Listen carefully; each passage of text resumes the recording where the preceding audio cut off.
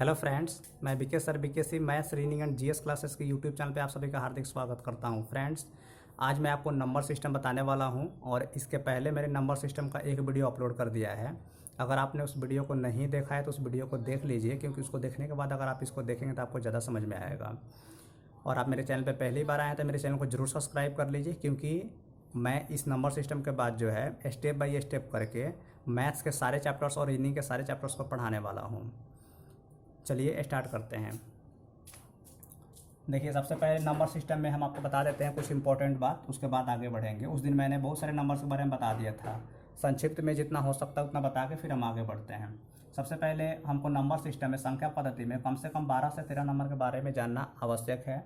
इसमें से हमने नंबर्स को सबसे पहले 3 भागों में बांट दिया है: वास्तविक संख्या, रियल नंबर, काल्पनिक संख्या, इमेजिनरी नंबर, सम्मिश्र संख्या, कॉम्प्लेक्स नंबर। अब इसमें से वास्तविक संख्या जो है ये 2 भागों में बंटता है, एक तो आपको परिमेय संख्या और एक जो है अपरिमेय संख्या में। ठीक है, और परिमेय संख्या में हमें परिमेय संख्या के अंदर जो है हमें इतने सारे नंबर्स के बारे में पढ़ना है, और अपरिमेय के अंदर जो हमको इतने सारे नंबर्स के बारे में पढ़ना है। ठीक है, हम इसमें आपको कंडीशन से बताएंगे, इसके बारे में तो जानते ही होंगे पहले से भी। हम इसमें आपको कंडीशन ये बताने वाले हैं कि अगर हम 2 परिमेय संख्याओं को जोड़ते हैं तो क्या फिर से हमको परिमेय संख्या मिलेगी। इस पर सीधे एग्जाम में क्वेश्चन पूछा जाता है। फिर हम आपको बताएंगे, मतलब एक नंबर पे हम आपको 5 कंडीशन बताने वाले हैं। तो उस दिन मैं बता चुका था किसके बारे में, प्राकृत संख्या के बारे में बता चुका हूँ, पूर्ण संख्या के बारे में बता चुका हूँ, पूर्णांक के बारे में बता चुका हूँ। ठीक है, आज हम आपको परिमेय संख्या के बारे में इसका डिफिनीशन बता के कंडीशन बता देते हैं, फिर हम आगे बढ़ते हैं। देखिए, सबसे पहले जो है परिमेय संख्या क्या होता है, तो परिमेय संख्या का डिफिनीशन हम आपको सबसे पहले बता देते हैं। परिमेय संख्या का सबसे पहले डिफिनीशन जानिए एग्जाम्पल के साथ में, उसके बाद जो इस पर कंडीशन होता है वो हम आपको बताएंगे। परिमेय संख्या क्या होता है, तो वैसी संख्या जिसे p बटा q के रूप में लिखा जा सके, या जिसे हम p बटा q के रूप में व्यक्त कर सकते हैं, जहाँ पे q बराबर नॉट इक्वल टू 0, ये परिमेय संख्या कहलाता है। ठीक है, अब देखिए यहाँ पे हमने लिखा है q बराबर नॉट इक्वल टू 0। इसका मतलब क्या है कि अगर जैसे p का मान लीजिए हमने ले लिया कुछ भी, जैसे कि 2 ले लिया, और q का मान अगर हम 0 लेते हैं तो ये अपरिभाषित होता है। आप इसको मोबाइल में भी चेक कर सकते हैं। मैंने इस बात को पिछले वीडियो में भी बताया हुआ था, अभी भी बता दे रहे, क्योंकि इंपॉर्टेंट, इस पर एग्जाम में सीधे क्वेश्चन पूछा जाता है। ठीक है, और वहीं अगर आप 0 में किसी नंबर से भाग करते हैं 2 से, तो ये 0 प्राप्त होता है, तो ये ठीक है। लेकिन ये q का मान कभी भी 0 नहीं होना चाहिए, इसीलिए परिमेय संख्या का डिफिनीशन में हमेशा लिखा जाता है q बराबर नॉट इक्वल टू 0। ठीक है, अब देखिए, तो परिमेय संख्या का डिफिनीशन आपको बता दिया। जैसे कि एग्जाम्पल इसका लिखना चाहें तो लिख लीजिए, इसका एग्जाम्पल्स में हो जाएंगे। जैसे कि यहाँ से 3/4, 5/7, 8/13, ठीक है, डैश ऐसे। ठीक है, और कोई पूछता है कि बताइए कि ये सिर्फ 2 या फिर 12 परिमेय संख्या है कि नहीं, तो हम बोलेंगे है। क्यों? क्योंकि हम इसके नीचे जो 1 हाइड है उसको हम चाहें तो शो कर सकते हैं, और फिर से किस फॉर्म में हो गया, p बटा q के रूप में ये हो चुका है। ठीक है, तो परिमेय संख्या का डिफिनीशन यही होता है कि वैसी संख्या जो p बटा q के रूप में हो, या जिसे हम p बटा q के रूप में व्यक्त कर सकते हैं, जहां q बराबर नॉट इक्वल टू 0 परिमेय संख्या कहलाती है। ठीक है, अब देखिए, अब हम इस पर जो कंडीशंस होता है उसको आपको बताते हैं, जो वेरी वेरी इंपॉर्टेंट है। अब परिमेय संख्या का कंडीशन क्या होता है कि देखिए, पहला कंडीशन तो ये होता है कि क्या, मैंने अगर पहले हम मान लेते हैं, ठीक है, मान लेते हैं माना ए तथा बी 2 परिमेय संख्या है, 2 परिमेय संख्या ये हैं। अब देखिए, हमने दोनों को 2 परिमेय संख्या मान लिया है। तो अब देखिए, तो इस पे बनेंगे 5 कंडीशन। पहला कंडीशन, क्या a प्लस b, इसका मतलब ये हो कि 2 हम परिमेय संख्याओं को जोड़ेंगे, क्या a प्लस b परिमेय होंगे, यानी कि परिमेय संख्या होंगे। ये इसका आंसर यस और नो में देना है आपसे, जो है कथन निष्कर्ष में जो इसको पूछा जाता है। ठीक है, तो यहाँ पे यस और नो लिखना। तो देखिए, आप किसी भी जब 2 परिमेय संख्याओं को जोड़ेंगे तो आपको फिर से परिमेय संख्या मिलेगी। फॉर एग्जांपल, हमने यहाँ पे ले लिया मान लीजिए 2/3, और हमने यहाँ पे ले लिया 5/6। जब दोनों को जोड़ेंगे तो एलसीएम कितना 6 होगा, 3 दूना 6, 2 दूना 4, और 5 ये 9, 9/6 होगा। तो ये क्या हुआ, एक परिमेय संख्या है। ठीक है, तो ऐसे आप किसी भी 2 परिमेय संख्या को जोड़ेंगे तो परिमेय संख्या आएगी, इसलिए हम यहाँ पे लिख सकते हैं यस। ठीक है, पहला कंडीशन। दूसरा कंडीशन देखिए इसका ध्यान से, क्या a माइनस बी, तो जैसे जोड़ा है वैसे कह रहे घटाइए, क्या a माइनस बी जो है क्या परिमेय संख्या होंगे, परिमेय संख्या होगी। तो देखिए इसका भी आंसर यस ही होगा। ठीक है, घटाइएगा तो कुछ ना कुछ तो आएगा ही। ठीक है, जब दो परिमेय संख्या को घटाएंगे तो कुछ ना कुछ तो आएगा। जैसे कि मान लीजिए हमने यहाँ पर ले लिया है 3/4 माइनस 1/4, एलसीएम 4 हो गया, 3 से 1 जाएगा, यहाँ पे कितना बचेगा 2/4, मतलब ये 1/2। तो 1/2 भी क्या है, एक परिमेय संख्या है।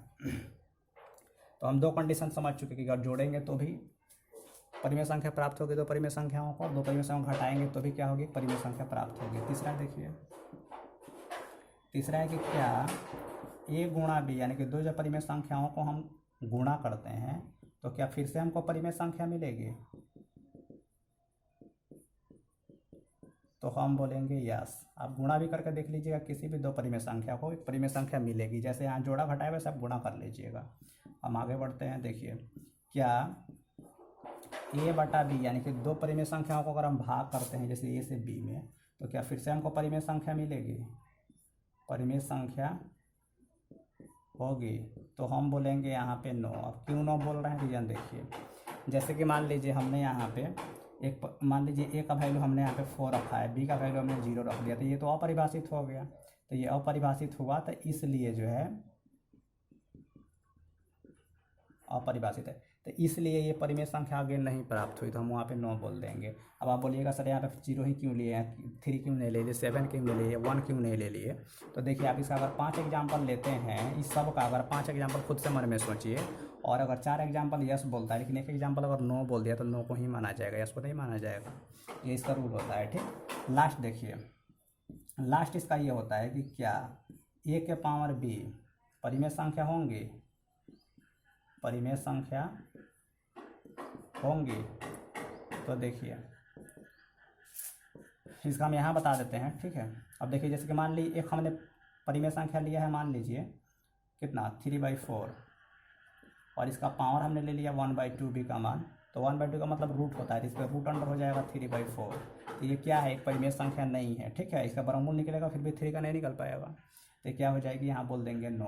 तो आपको ध्यान क्या रखना है कि परिमेय संख्या में मैंने 5 कंडीशन आपको बताया है, 5 कंडीशन में से जो है 3 तो यस है लेकिन 2 लास्ट वाला नो है, इसको ध्यान रखिएगा। ठीक है, इस पर कथन निष्कर्ष में जो इस तरह के क्वेश्चन पूछे जाते हैं आपसे, अच्छा एग्जाम दीजिएगा। तो अब हम आगे बढ़ते हैं। जब जितने नंबर्स बचे हुए हैं उसके बारे में हम डिफिनेशन एग्जाम्पल बता के आपको ट्रिक बताते हैं जितना भी इम्पोर्टेंट है। ठीक है, अब देखिए अपरिमेय संख्या क्या होता है।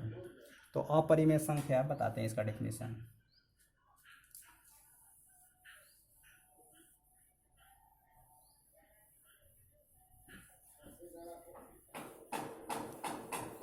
अब देखिए अब देखिए नेक्स्ट जो हमारा है वो अपरिमेय संख्या के बारे में आपको समझाते हैं। तो अपरिमेय संख्या क्या है, तब इसका डिफिनेशन अगर नया विद्यार्थी हैं, अगर मतलब पहली बार आप मैथ पढ़ रहे हैं, तो आप इसको जितना हम डिफिनेशन बोल रहे हैं ना, आप उसको वीडियो को पॉज करके लिख लीजिए कहीं कहीं। ठीक है, बहुत इंपॉर्टेंट होता है ये सब।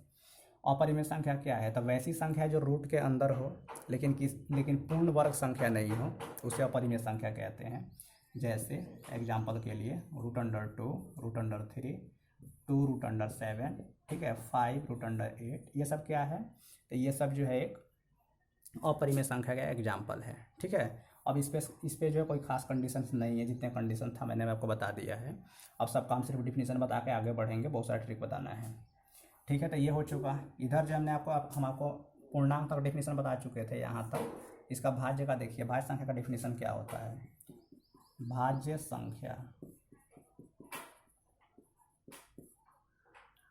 ठीक है, अब भाज्य संख्या का देखिए, इसको बोलते हैं इंग्लिश में कंपोजिट नंबर। ठीक है, तो भाज्य संख्या का मतलब होता है कि वैसी संख्या जिसमें एक और स्वयं के अलावा किसी अन्य संख्या से भाग लग जाए, उसको भाज्य संख्या कहते हैं। सबसे छोटी भाज्य संख्या 4 होता है। इसके एग्जाम्पल्स में हम लिख सकते हैं 4, 6, 8, 9, 10 डैश। आपसे पूछा जाता है कि सबसे छोटी भाज्य संख्या क्या है, तो हम बोलेंगे 4। इस बात को ध्यान रखिएगा। ठीक है, नेक्स्ट देखिए अभाज्य संख्या। अभाज्य संख्या, ठीक है, तो अभाज्य संख्या का डेफिनेशन क्या होता है, इसको बोलते हैं इसमें प्राइम नंबर। ठीक है, इसे सब लिखा हुआ बता देते हैं आपको। इसका प्राइम नंबर होता है, इसको इंग्लिश में बोलते हैं प्राइम नंबर। ठीक है, अब देखिए ध्यान से आगे। तो यह अभाज्य संख्या क्या होता है, ठीक है, तो वैसी संख्या जिसमें एक और स्वयं के अलावा किसी अन्य संख्या से भाग नहीं ले, उसको अभाज्य संख्या बोलते हैं। और सबसे छोटी अभाज्य संख्या जो होती है 2 होती है। इसका एग्जाम्पल देख लीजिए, 2, 3, 5, 7, 11 डैश डैश।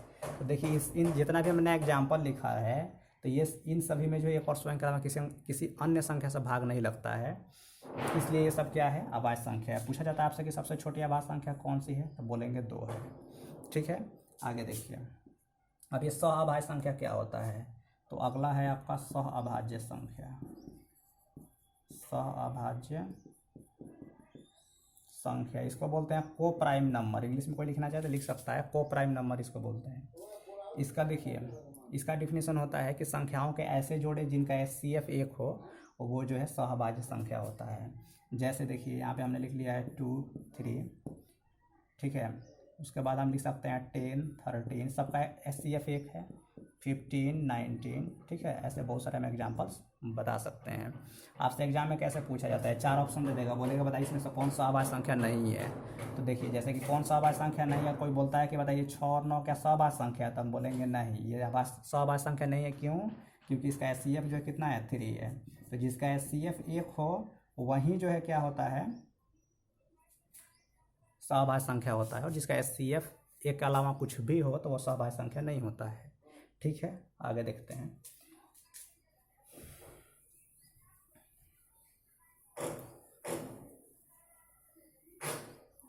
अब देखिए आगे हम लोग का सहअभाज्य संख्या, तो इसमें अपरिमेय संख्या, हम अपरिमेय संख्या समझा चुके हैं। ठीक है, सम संख्या। तो सम संख्या का देखिए सबको डेफिनेशन ये जानता है, ठीक है। मतलब सम संख्या के बारे में देखिए, हम आपको इसका बहुत ही एक अच्छा तरीका बताते हैं। सम संख्या, इवन नंबर बोलते हैं इसको इंग्लिश में, ठीक है, इवन नंबर बोलते हैं। देखिए तो इसका डिफिनेशन तो सबको ही जानता है कि वैसे संख्या जिसमें 2 से पूरा पूरा भाग लग जाए सम संख्या होती है, जिसमें 2 से भाग नहीं लगे वो विषम संख्या होती है। बट देखिए अगर बहुत बड़ा बड़ा नंबर अगर दे दिया जाए, जैसे कि मैंने यहाँ पे एग्जाम्पल के लिए लिखा है, ठीक है, 7, 8, 1, 9, 8, 0, 0, 4, ठीक है। तो इसको अगर कोई भाग करके जांचने जाए तो बहुत ज़्यादा लंबा टाइम लगता है। तो इसका एक शॉर्ट हम आपको नोट में लिखा देते हैं, आप लिख लीजिएगा नोट में। इसका नोट में आप ये लिख सकते हैं पहचान में, ठीक है, कैसे पहचानेंगे कि यह सम संख्या है कि नहीं है। तो जिस संख्या के इकाई अंक के स्थान पे 0, 2, 4, 6, 8 रहे वो सम संख्या होती है। और जिस संख्या के इकाई अंक के स्थान पे ये सब नंबर नहीं रहे वो जो है सम संख्या नहीं होती है। ठीक है, वो विषम संख्या होती है। तो इसका सबसे आसान तरीका ये हो गया। अब विषम संख्या में मैंने बता ही दिया आपको वही, ठीक है। तो ये सब आप एग्जाम्पल में लिख सकते हैं इसको, ठीक है।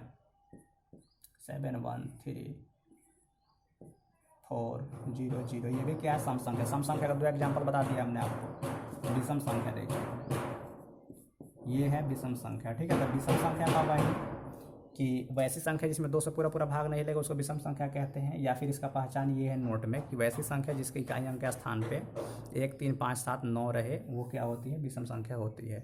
एग्जाम्पल के तौर पे हम लिख सकते हैं जैसे 5, 9, 9, 0, 1, और दूसरा लिख सकते हैं 9, 8, 0, 0, 5, 5, ठीक है।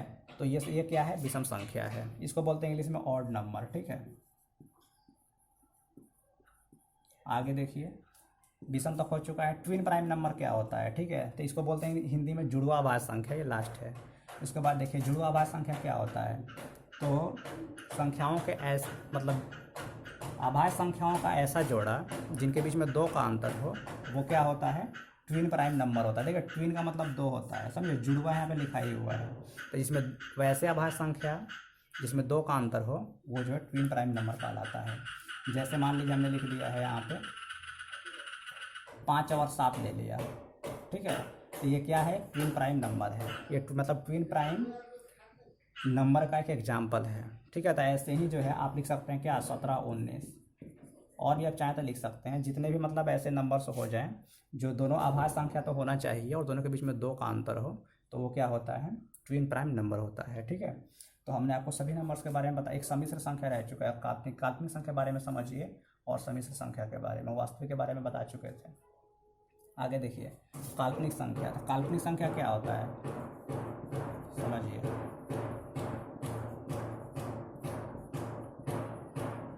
काल्पनिक संख्या देखिए, तो काल्पनिक संख्या क्या होता है, कि वैसी संख्या जिसका वर्ग करने पर जो है एक पॉजिटिव नंबर नहीं प्राप्त हो उसको बोलते हैं काल्पनिक संख्या। जैसे अगर मैं -√6 पूछ लूँ कि बताइए ये काल्पनिक है कि नहीं है, तो है। क्यों? क्योंकि अगर आप इसका स्क्वायर करने जाएंगे तो आप ध्यान से देखिए, इस स्क्वायर से तो सिर्फ ये रूट हटेगा, ये -6 रहा तो इसमें माइनस लगा हुआ है तो ये काल्पनिक संख्या है।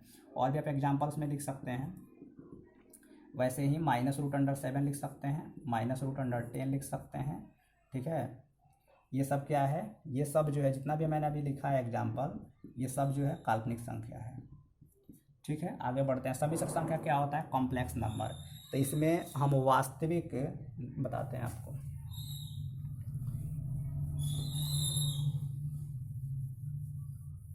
आगे देखिए, अगला सम्मिश्र संख्या है। ठीक है, तो ये सम्मिश्र संख्या क्या होता है?